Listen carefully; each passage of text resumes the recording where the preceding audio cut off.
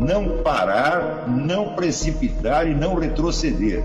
Então dizer para esse cara, sabe quando nós vamos parar? Nunca. Nunca na sua porca vida, né?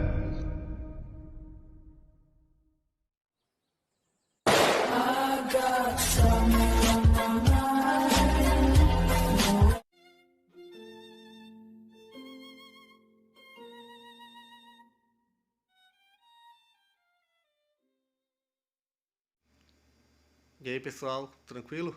Então vem aqui antes do vídeo começar, pedir para vocês se inscreverem, quem não for inscrito, compartilhar, curtir, comentar. Quem puder seja membro do canal, que isso ajuda bastante. Tem também o link do Apoia-se. Quem puder ajudar nosso canal e apoiar financeiramente vai ser muito bem-vindo. Mas o mais importante é transmitir o conteúdo e os conhecimentos do professor Olavo de Carvalho para mais e mais brasileiros. Então compartilhe e ajude aí nossa causa. Muito obrigado a todos os membros, apoiadores do canal. Fico muito feliz. Tenho certeza que a gente está no caminho certo. Então fiquem com o vídeo e até mais. Valeu!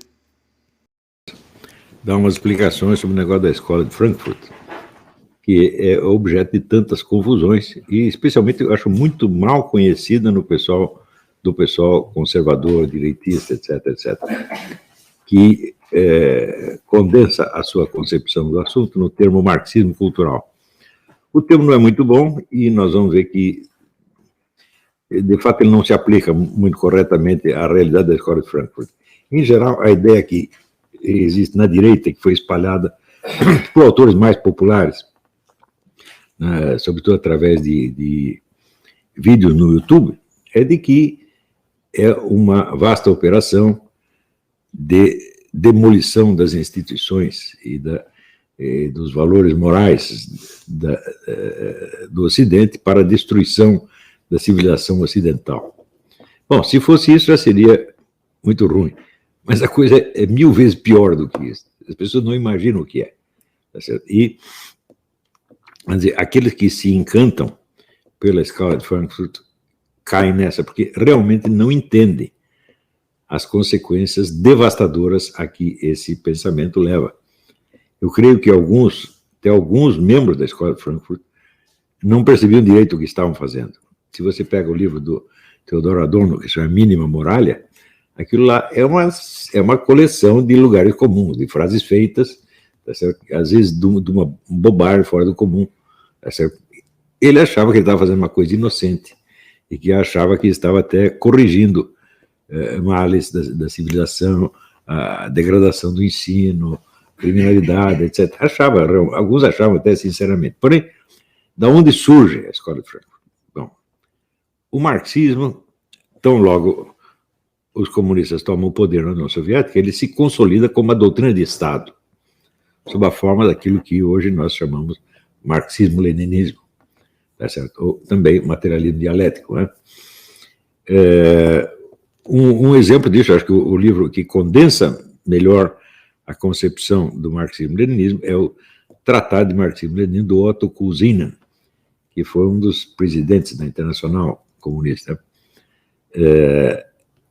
Esse livro, e de modo geral o ensino do marxismo-leninismo na União Soviética, transmite o marxismo-leninismo como sendo uma ciência universalmente abrangente, uma ciência universal. Então, que tem, vamos dizer, os seus princípios cognitivos de ordem materialista, mas não do materialismo comum, e sim do materialismo dialético,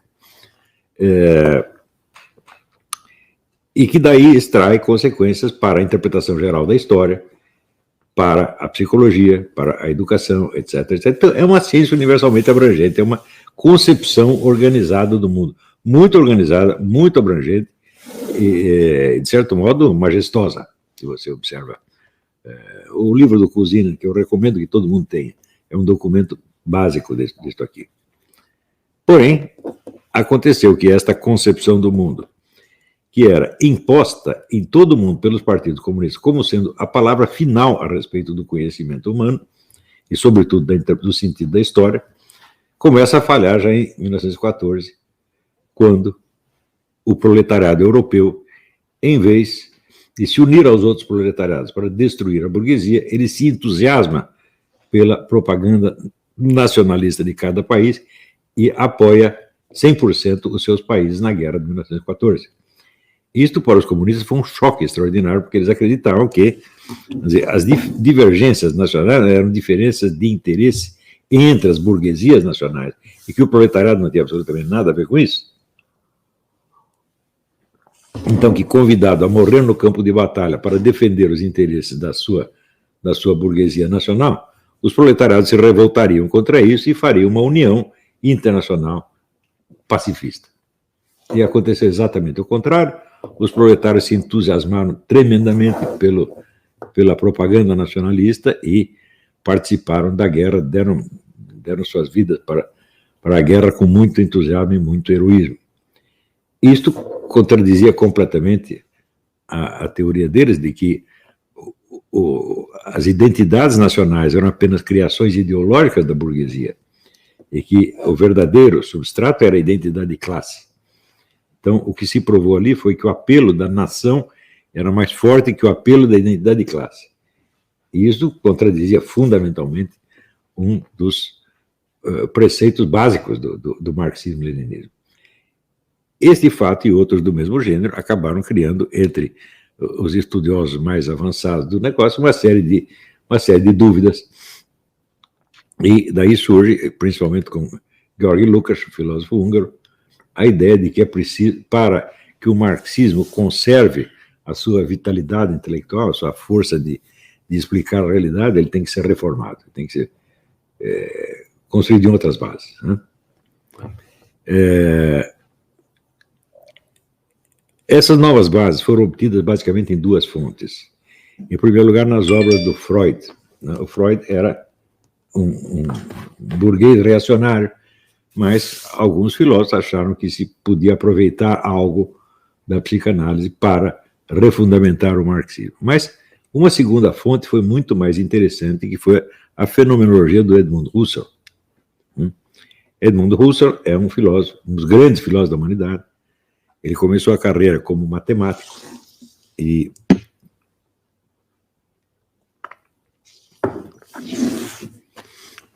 o começo da carreira dele foi uma crítica da lógica do John Stuart Mill.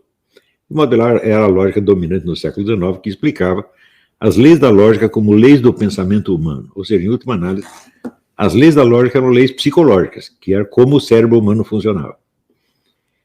E o Edmund Husserl disse, olha, isso é completamente absurdo, porque o cérebro humano, afinal de contas, não é nada mais do que um pedaço de matéria, tá certo? E as leis da lógica têm uma validade absolutamente independente de qualquer matéria e independente da fisiologia do cérebro. Ele diz, o fato de 2 mais 2 dá 4 não pode depender do seu cérebro de maneira alguma, porque com cérebro ou sem cérebro, 2 cérebros mais 2 cérebros darão 4 cérebros. Tá certo? Então, ele começa a buscar uma lógica pura, uma lógica que não dependesse, na sua fundamentação, do conhecimento do cérebro humano, do pensamento humano. Uma lógica que fosse a mesma para todos os seres do universo, desde Deus até os anjos, até os cachorros e os ratos. A lógica é a mesma para todos. Tá certo? Então, ele chamou isso de lógica pura. Isso está no livro Investigações Lógicas, que é um macro livro. Inclusive, eu considero que a refutação que ele fez do psicologismo é a teoria do Stuart Mill, que explica a lógica pelo funcionamento do cérebro humano, chama-se psicologismo. A refutação que o Husserl fez do psicologismo, eu considero a melhor refutação de qualquer coisa que já se fez na história humana, porque ele refuta por um lado, daí você, tá bom, tem razão, não, mas isso não é tudo, tem esse outro lado, esse outro, assim, é um negócio absolutamente devastador, não sobra nada. E, então, a ideia da lógica pura, a lógica pura lida com essências. O que são essências? É o que as coisas são, independentemente delas existirem ou não. Então, existe o gato ou não? O gato é tal coisa, né? Então, a lógica pura não lida com entes da realidade da experiência, lida apenas com os conceitos das suas essências. Mas acontece que tudo que acontece dentro da realidade está já delimitado pela lógica das essências. Então, é fácil você ver isso na aritmética elementar. Se 2 mais 2 dá 4, bom, isso não depende de que tais ou quais coisas existem, mas as coisas que existem, somadas 2 mais 2 vão dar 4 de qualquer jeito. Então, o mundo da lógica é o mundo das relações possíveis e necessárias, né? É o mundo da necessidade, o mundo que não pode não ser. Mas ele se refere só às essências e não aos entes reais. Ela se aplica aos entes reais, mas não de maneira totalmente igual à do mundo das essências. Por quê? No mundo das essências não há acidentes, né? Só há relações lógicas necessárias. E este mundo aqui é repleto de acidentes. Então, por exemplo, se você pegar uma bola de ping-pong, ela é igual a outra bola de ping-pong do ponto de vista da essência. Está aqui a essência, a definição de bola de ping-pong. Mas acontece que no mundo real, a bola de ping-pong, além de ser uma bola de ping-pong, ela é uma mercadoria que pode ser vendida, né? Isso quer dizer que ela já tem dois aspectos que um não depende do outro, ou seja, a estrutura física que faz com que uma bola de ping-pong seja uma bola de ping-pong não determina o seu valor como mercadoria nem vice-versa. Então, tudo que existe nesse mundo pode ser visto sob diversos aspectos. Os entes reais não correspondem totalmente às suas essências. Correspondem sob certo aspecto, mas não totalmente. Eles têm aspectos não essenciais. Tá certo? Então, a criação, vamos dizer, da lógica pura pelo Edmund Husserl, então, implicar uma reforma completa do mundo das ciências. Porque da onde vêm os aspectos acidentais? De onde vem o fato de que uma coisa pertença simultaneamente a várias essências? As relações entre as essências são logicamente determinadas, claro. Mas se uma mesma coisa pertence a duas essências, então é claro que a lógica, que as conclusões lógicas que você tira sobre uma das essências não se aplica a outra. Se você pegar, por exemplo, uma vaca é um ente zoológico, biológico, então ela é biologicamente determinada. Mas a vaca, ao mesmo tempo, ela é produtora de leite, e o leite tem um preço no mercado, e esse preço varia conforme situações de mercado, que não tem absolutamente nada a ver com a fisiologia da vaca. Estão entendendo como é que é isso? Então, a vaca pertence às duas essências ao mesmo tempo, né? Ela é um ente biológico, ela é uma espécie animal, e ela é uma mercadoria. Tá certo? Também a vaca pode ser, vamos dizer, uma propriedade de uma pessoa ou de outra pessoa, e pode haver uma relação afetiva com a vaca pode ter um valor afetivo para quem gosta dela, e assim por diante. Tudo isso significa que um mesmo ente real, um ente físico, pertence simultaneamente a várias essências. As relações entre as essências estão todas pré-determinadas logicamente, mas isso não significa que das relações entre as essências você pode concluir logicamente as relações entre os entes reais respectivos, porque na relação entre os entes reais entra elementos acidentais, tá certo? E uma multiplicidade de essências diferentes. Então, o pessoal da escola de Frankfurt, Max Horkheimer, Theodor Adorno, lendo Husserl, ficaram muito impressionados com isso e disseram, então, bom, então o mundo da razão só existe nessa esfera que o Edmund Husserl chama de lógica pura. O resto não é propriamente a razão, inclusive as ciências, né? A racionalidade das ciências, comparada com a racionalidade da lógica pura, é uma racionalidade deficiente. Por quê? Porque ela depende de elementos acidentais que são circunscritos por cada ciência. Então, cada ciência examina só aquilo que está ao alcance do seu método. Portanto, ela não examina entes reais. Ela não examina essências puras e também não examina entes reais. Ela examina apenas recortes lógicos em torno de cada ciência. Por exemplo, se você pegar a biologia, bom, a zoologia pode estudar a vaca apenas como ente zoológico, não como mercadoria. A economia pode estudar como mercadoria, mas não como ente biológico. Então, existe uma vaca que seja apenas fisiológica ou outra vaca que seja apenas mercadoria? Não, não existe. Então, significa que os objetos dessas duas ciências, a zoologia e a economia, eles não existem propriamente. Eles são apenas aspectos determinados pelo quê? Pelos métodos das respectivas ciências, e esses métodos, por sua vez, dependem da possibilidade de ação que o cientista e os outros seres humanos têm sobre respectivos objetos. Ou seja, é o ser humano que determina se você vai enfocar a vaca como mercadoria ou como ente zoológico, dependendo do quê? Do interesse que você tem no trato com aquilo. Se você quer apenas criar uma vaca, como você é apenas um criador de vaca, bom, então você está interessado, né? O dono do zoológico é criar umas vacas, então você está interessado no lado biológico. Mas se você é um comerciante de vacas, você está interessado no lado econômico. Então, isso é uma tese fundamental que praticamente inaugura a Escola de Frankfurt. Todo conhecimento científico expressa relações de poder, né? E é muito inferior à racionalidade da lógica pura, né? Então, a crítica da Escola de Frankfurt à ciência é um negócio muito sério e devastador sob certos aspectos, né? Então, mas acontece que a lógica pura, a razão, tal como representada na lógica pura, não é só superior à racionalidade das várias ciências. Ela é superior a toda a existência efetiva. Porque se cada objeto pertence a várias essências e as relações entre essências já estão predeterminadas logicamente, enquanto os objetos respectivos estão sujeitos a relações acidentais, então significa que a única coisa verdadeiramente séria que tem é a razão suprema, tal como desenhada pelo Russell. E o resto é tudo um quebra-galho. Está entendendo? Daí eles avançam para uma outra tese mais fundamental.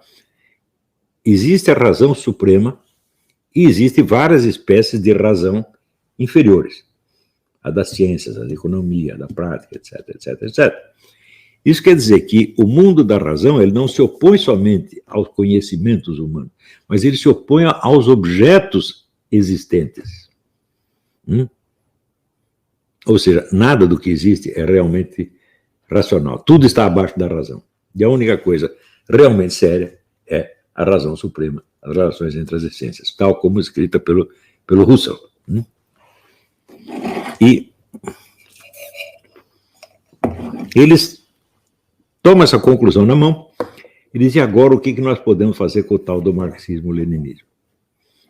Eles eram adeptos do marxismo, eram admiradores de Marx, e eles todos já tinham decidido que a solução teria que ser materialista. Eles nunca puseram o materialismo em questão. Eles, no começo, eles tinham tido algum interesse por mística judaica, mas logo largaram e negaram tudo. Então, tem que ser só materialismo. Então, do marxismo, eles aproveitaram eminentemente o materialismo. Tá certo? Mas eles viam claramente que o materialismo, o marxismo-leninismo, não podia se sustentar em face da lógica pura do Russell. Russell tinha razão e o marxismo-leninismo, comparado com aquilo, era um nada. Mesmo porque o marxismo-leninismo pretendia captar a racionalidade do mundo real, o mundo real da história. E eles já tinham visto que qualquer racionalidade, você apreenda qualquer coisa, seja uma vaca, seja uma bolinha de ping-pong, ou seja, a história estará sempre abaixo da razão suprema, que é a lógica pura. Então, fala, bom, o marxismo não pode ter um fundamento objetivo absoluto como ele pretende. Isso é impossível. Tá certo? Então, o único fundamento que nós podemos ter é o encaminhamento do marxismo em direção à razão suprema. Então, o marxismo não expressa a razão, mas ele pode ser uma caminhada em direção à razão. Como será essa caminhada? A caminhada terá que ser feita através da negação de todas as racionalidades particulares, né? E da negação de todos os objetos existentes. Então, a única autoridade que existe é a razão suprema, né? O resto, tudo só vale alguma coisa se negar a si mesmo para ser absorvido na razão suprema. Então, isso é mais ou menos como se fosse na Índia, Shiva. Shiva é o Deus Supremo, e ele destrói tudo. Tudo que chega perto dele é destruído. Então, destruir o mundo para integrá-lo na razão suprema. Quando vai acontecer isso, não sabemos, mas enquanto isso nós vamos destruindo tudo. Então, o que isso tem a ver com destruição dos valores ocidentais? Nada. O valor ocidental é uma mixaria perto do que eles querem destruir, porque o certo é destruição de tudo. Né? Inclusive as ciências inteiras. As ciências têm que ser desmoralizadas como, vamos dizer, pseudo-racionalidades baseadas apenas num jogo de poder. É o poder da classe científica que determina isso, aquilo, geralmente a classe científica servindo da burguesia. Isso é falso? Não, isso é verdadeiro. A ciência é assim mesmo. Né? Mas acontece que, se você comparar isso com o cristianismo, você vai ver que nós também aceitamos uma razão suprema. A lógica pura, que é o Logos. E nós temos até o Logos encarnado, que é nosso Senhor Jesus Cristo. Isso quer dizer que o conjunto das relações possíveis entre essências é o Logos. Né? O Logos governa tudo. Tudo está dentro dele. Né? Nele vivemos, nos movemos e somos, dizia o apóstolo. Né? E nós deixamos por conta, né, do Logos divino criar o mundo e destruí-lo quando ele quiser. E a escola de Frankfurt não. Ela se incumbe de fazer o serviço que nós cristãos atribuímos a nosso Senhor Jesus Cristo. Então, eles são os destruidores do mundo, em nome da autoridade da razão suprema. Este é o sentido da escola de Frankfurt. Evidentemente que se você retrata os frankfurtianos como apenas uns comunistas interessados em destruir o Ocidente, destruir o capitalismo, destruir as democracias para implantar o socialismo, não, você está falando de uma pseudo-escola de Frankfurt, muito mais modesta do que aquela que existiu na realidade. Ora, a que movimento político, social, cultural está ligado a essa escola de Frankfurt? Você ver aqui, quando eles fundaram a escola de Frankfurt, era proibido aos seus membros pertencer a qualquer partido político ou organização militante. Eles queriam apenas trabalhar na área teórica, na área filosófica teórica. Então, nós não estamos aqui para fazer política, para lutar a favor desse, a favor daquele. Nós estamos aqui para descobrir o fundamento de todo conhecimento. E eles mantiveram essa expressão, essa pretensão até o fim.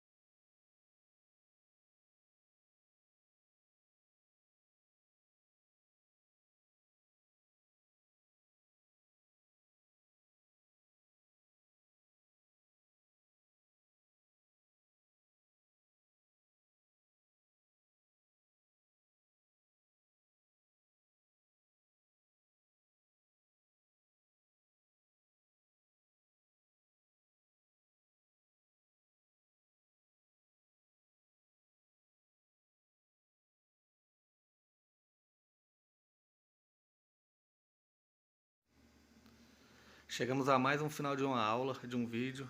Espero que tenham gostado. Quem não se inscreveu ainda, se inscreva, compartilhe, comente. Ajude o nosso canal, apoie, seja membro. E ajude o nosso canal a chegar a cada dia a mais brasileiros que precisam muito do conhecimento do professor Olavo de Carvalho. Então é isso aí, fique com Deus, até o próximo. Valeu! Então é isso aí, pessoal. Que é o nosso canal. Que são alguns livros que eu já li. A maioria foi doação, mas alguns eu adquiri, professor Olavo de Carvalho.